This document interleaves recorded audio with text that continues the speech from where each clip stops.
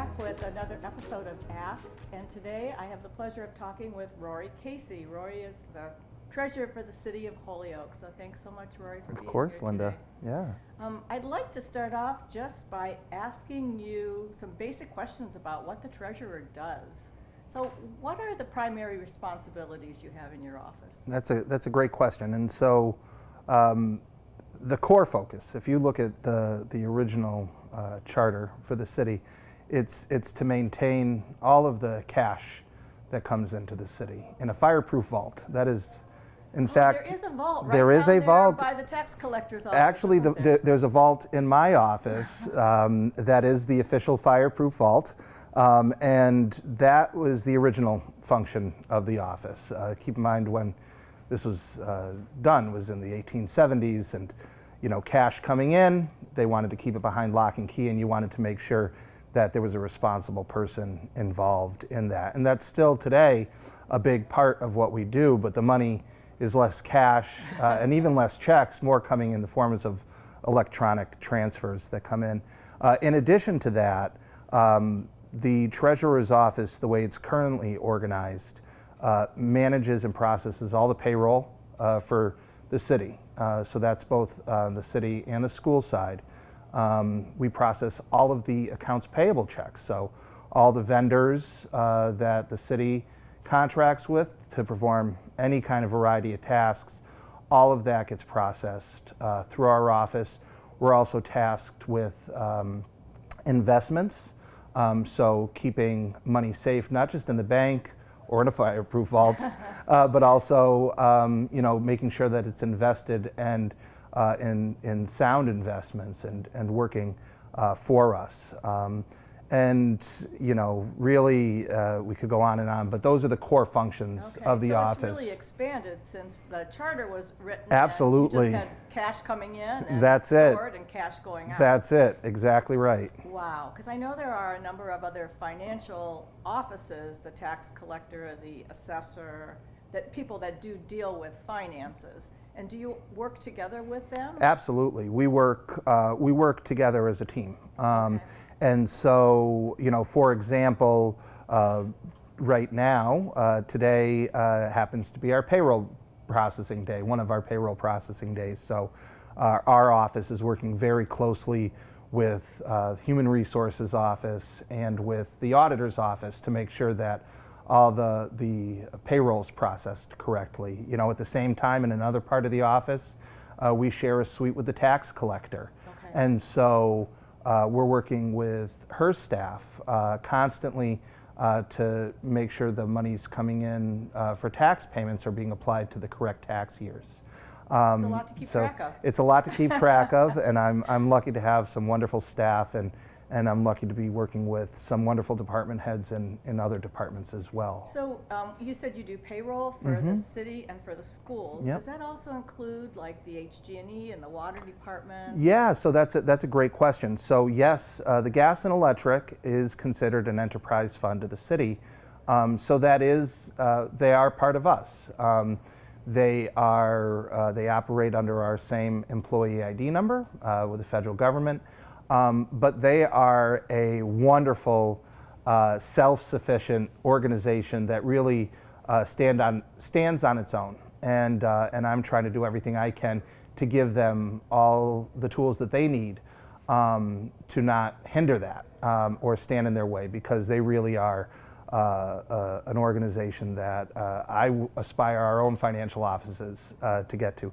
The water department, however, is separate. Although it was created and it is a government entity, it's its own separate body politic and has its own board and its own EIN, and it handles its own set of books. Oh, so okay. yeah, they have their own.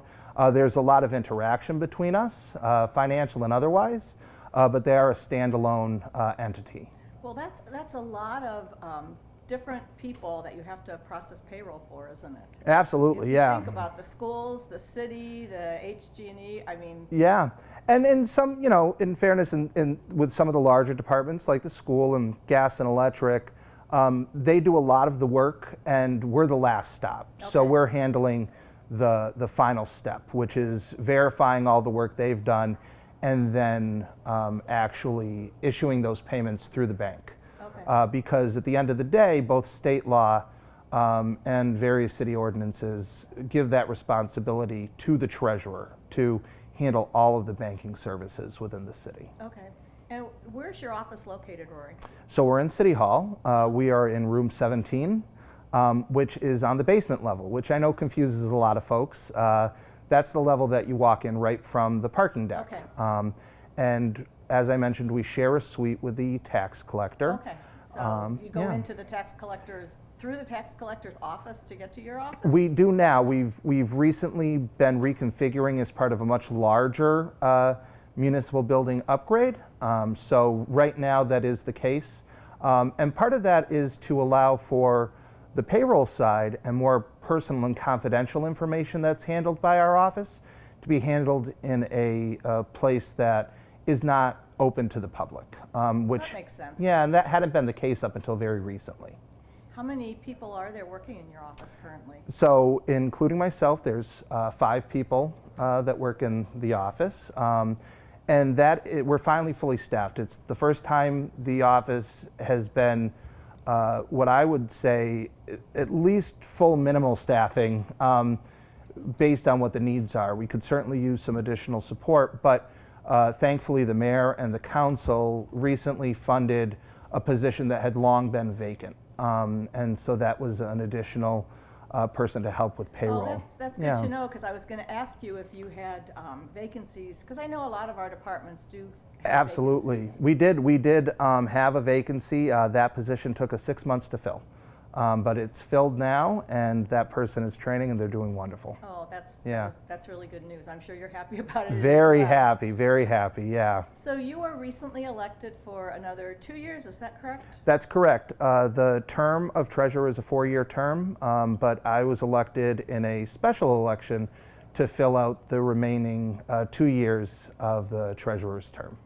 So I'd like to talk with you a little bit about this discussion that's going on in the city about moving the treasurer from an elected position to an appointed position. And maybe we could start off by talking about what qualifications you need to run for treasurer. So the only qualifications you need to run for treasurer is being a resident of the city of Holyoke and obtaining 50 signatures to have your name placed on the ballot. Wow, that's really amazing to me when you have talked about all of the responsibilities that you have. Yeah, that absolutely. If I wanted to, I could get my signatures and I could run for treasurer, and I would have no idea how to do the job that you're doing. Yeah, and you know, it's one of the reasons why the state has been making this recommendation for at least 15 years that I'm aware of to have the city move away. And it's not just Holyoke. This is a message they're delivering to communities all across the Commonwealth, that when it comes to positions such as treasurer, that are handling really day-to-day functionality, there needs to be an appointment rather than an election. That doesn't take away from the democratic process in the various cities and towns. Who appoints is more likely than not going to be an elected body, whether it's, in our case, the council or the mayor. But back to the charter, you know, it was originally a 1-year term. It wasn't a 4-year term. Municipal offices were for 1 year. And it was very much just managing the city's funds that came in and keeping track of them and making sure they were safe.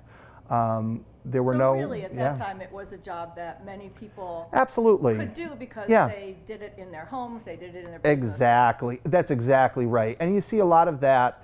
You do see a lot of folks that serve as town treasurers that are much more part-time, that also work within the banking industry or some other similar field to that, because it lends itself to that level of expertise. What's really interesting right now is the city of Holyoke is the only community in all 351 cities and towns in the Commonwealth of Massachusetts that has a standalone elected treasurer. We're the only ones. There are some communities that have maybe multiple elected financial offices, but they've built a structure around that. So they might have an elected board of assessors that meets quarterly just to review abatements, but the staff itself are in the office.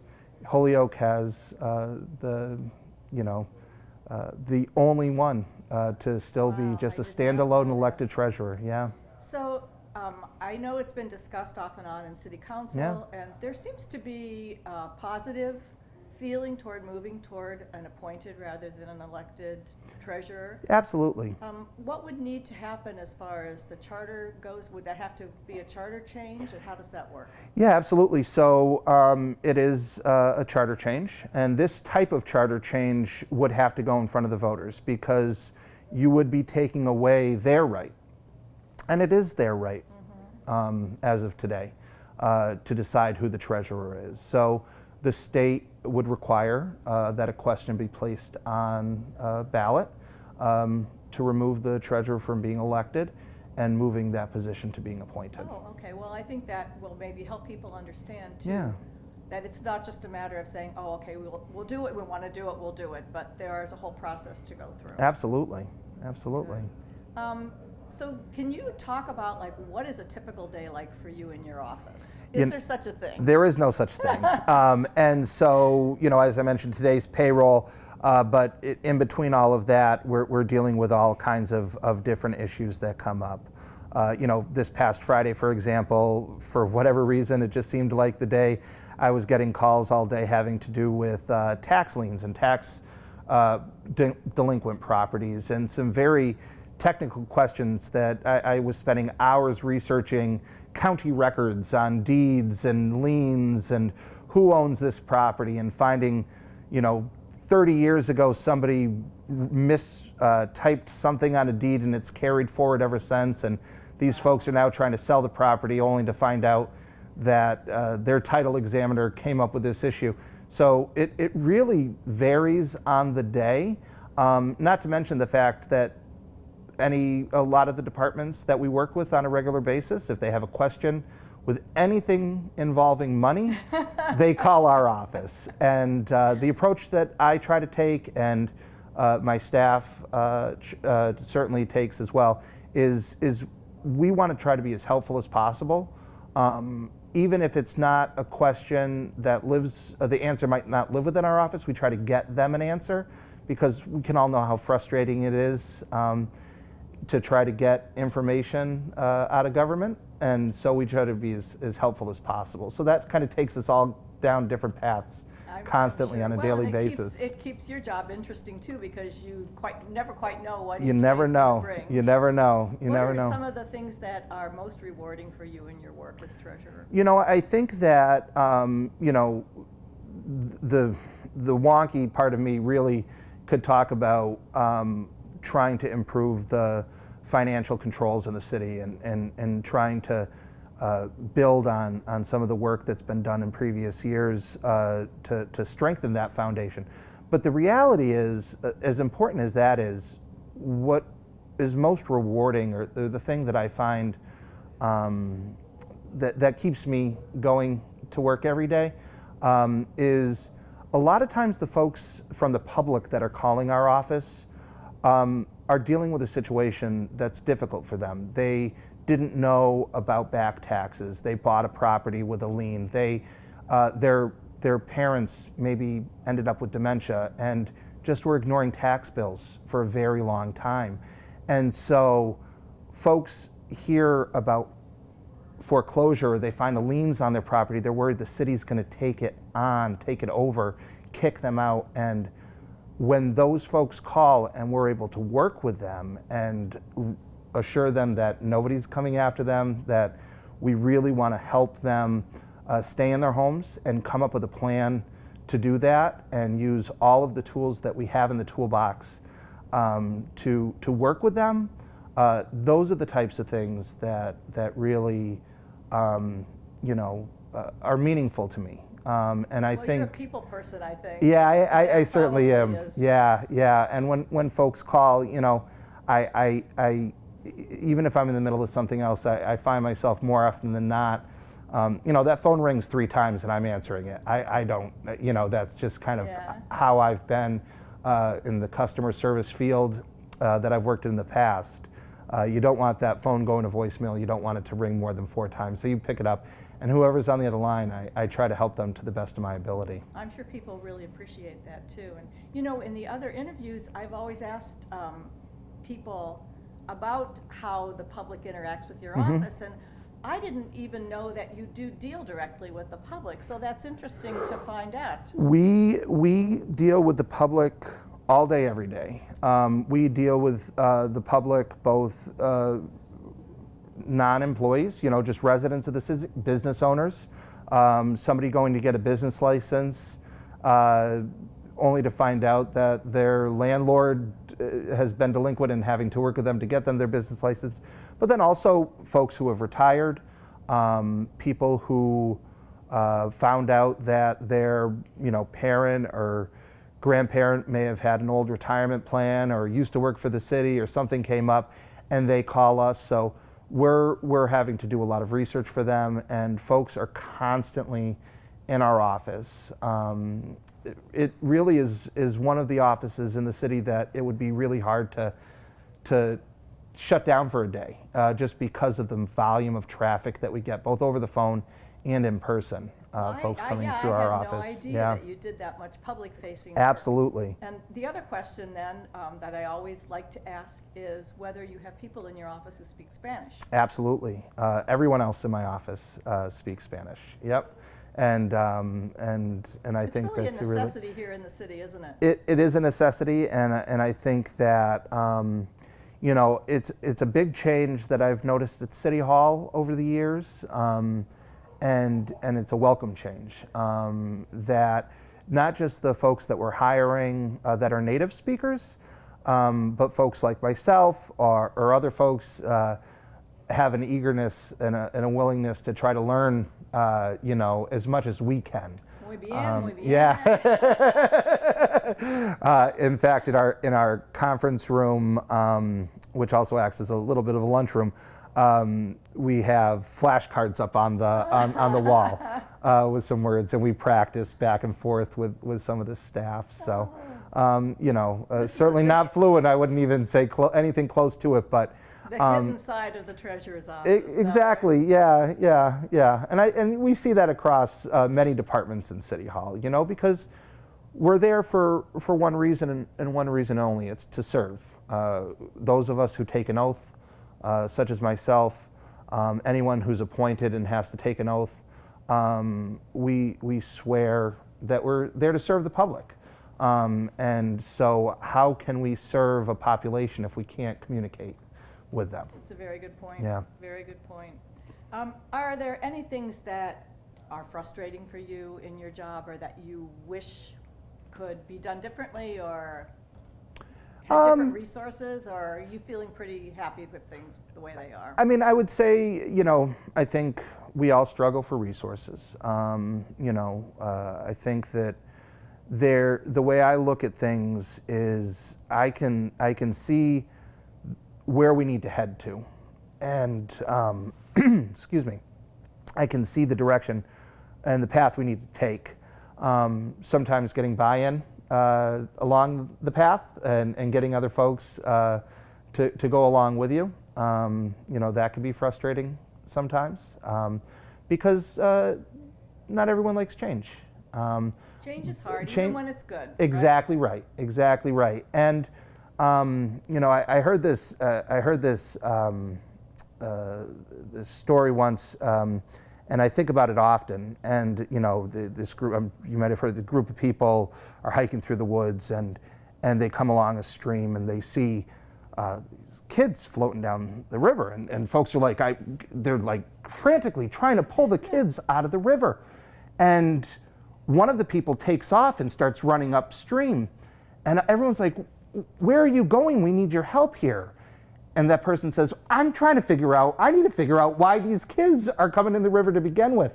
And you need both. It can't be one or the other. And that's kind of where we're at right now, both in the treasurer's office. It's in a state of change. It's in a constant state of change, and it's where we're at as a city right now, trying to both take care of the problem that we see in front of us, while at the same time identifying what was that underlying cause and being able to tackle that So on really parallel developing tracks. more proactive kinds Yes. of, rather than reactive strategies. Absolutely, absolutely. Is there Absolutely. anything else that you'd like to share today, Rory, about the work you do, or? No, I mean, if anybody ever has any questions, they're more than welcome to stop by our office, give us a call, and either myself or one of the staff would be more than happy and willing to answer any questions Well, that great. folks have. Well, thank you so much. Yeah. And it's always a pleasure talking to our city employees. And Thank I really you. enjoyed talking with you today. Thank you. Absolutely, thank you.